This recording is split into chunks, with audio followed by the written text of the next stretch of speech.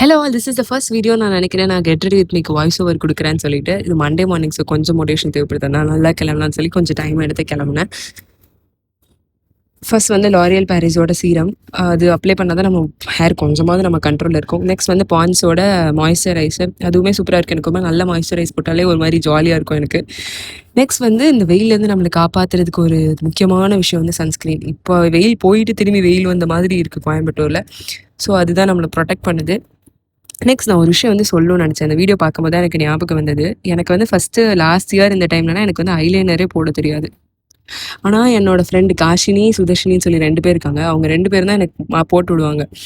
எனக்கு இப்போ ஆனால் நானே போட்டுக்கிற அளவுக்கு நான் வந்து டெவலப் ஆகிட்டேன். அதை நினைக்கும் போது எனக்கு கொஞ்சம் பெருமையாக இருந்தது. இந்த வீடியோ பார்க்கும்போது தான் எனக்கு தெரிஞ்சது.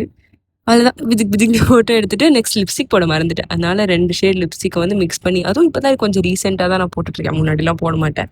இப்போ ரீசெண்டாக போட்டுட்ருக்கேன். பட் எனக்கு பிடிச்சிருக்கு இது. ஸோ அதையும் போட்டுட்டு செஞ்சுட்டு திரும்பி ஒருக்கா நம்மளை பார்க்கலன்னா எப்படி இவ்வளோ கிளம்பி எஃபர்ட் போட்டு செஞ்சு எல்லாம் வேஸ்ட் ஆகிடும்ல. ஸோ மண்டே மோட்டிவேஷன் இதுதான் கைஸ்.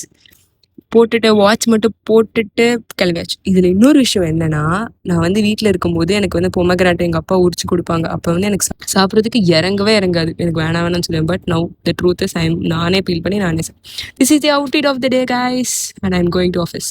பாய்.